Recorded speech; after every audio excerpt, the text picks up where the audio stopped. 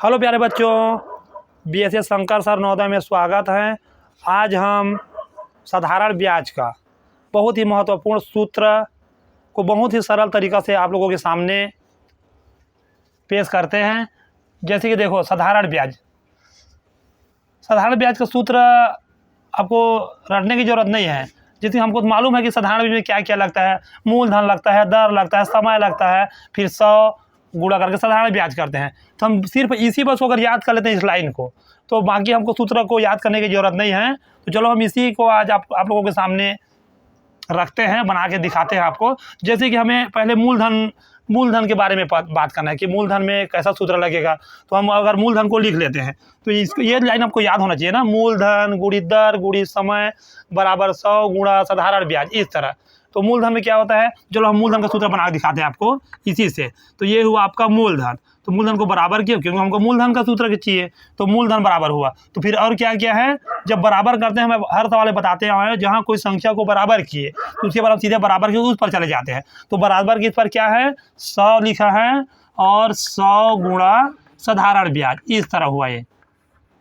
अगर हमको मूलधन का सूत्र चाहिए तो इस तरह बन गया। फिर जो संख्या बचा है इस साइड में, बाया साइड में, उसको इसके नीचे में ला देंगे। तो क्या है, बाया साइड में दर, मूलधन का सूत्र ही ज्ञात कर रहे हैं ना, तो मूलधन को लिख दिया। दर बचा, समय बचा है, तो ये हुआ दर और गुणे में समय। देखना, आप ध्यान से देखना, सभी सूत्र इसी से बन जाएगा ना। हो गया, तो हमारा मूलधन का सूत्र बन गया, पहला सूत्र। अब हमको निकालना है, चलो यहाँ इसको लिख देते हैं यहाँ। तो ये हुआ आपका मूलधन बराबर 100 गुणा साधारण ब्याज बटे में हो जाएगा दर गुणित समय, इस तरह हो जाएगा। अब हमको सूत्र ज्ञात करना है। अब हमको मूलधन के बाद दर का ज्ञात करना है, तो हम दर लिख लेते हैं यहाँ।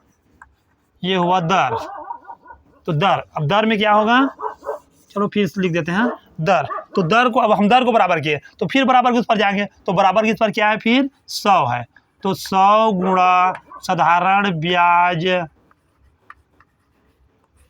ब्याज और बाकी जो छूटा है सब बराबर में आ जाएगा। तो यहाँ छूटा है मूलधन, तो ये हुआ हमारा मूलधन, फिर गुणा में क्या बचा है और समय बचा है, तो समय हो गया।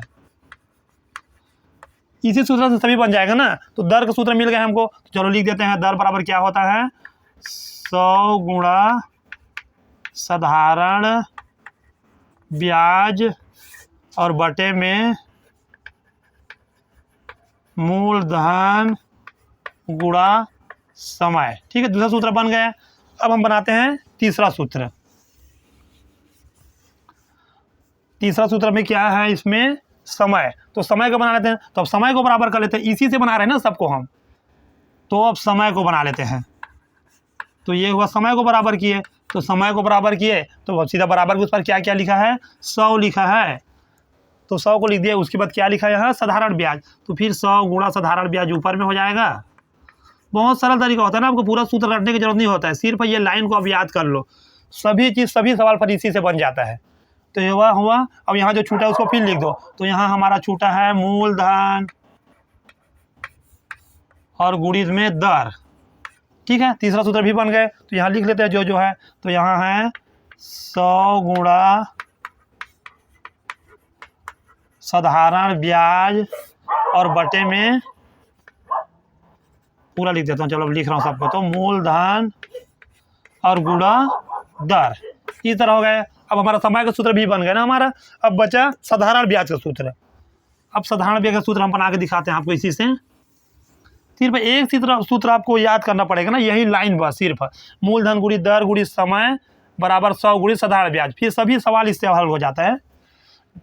तो यहाँ आप देखो, अब हमको साधारण ब्याज चाहिए तो अब हम साधारण ब्याज को बराबर में लेंगे। तो ये हुआ हमारा साधारण ब्याज। जब साधारण ब्याज को बराबर में लिए तो बराबर की इस पर क्या है, ये बाकी संख्या पूरा लिखना पड़ेगा ऊपर में, क्योंकि हम बराबर की इस पर आ रहे हैं ना। तो मूलधन गुणित दर गुणित समय बटे में क्या हो जाएगा, यहाँ पर 100 छूटा था बराबर की इस पर, तो ये बराबर के बटे के नीचे में चले जाएगा, बस यही तो होता है ना।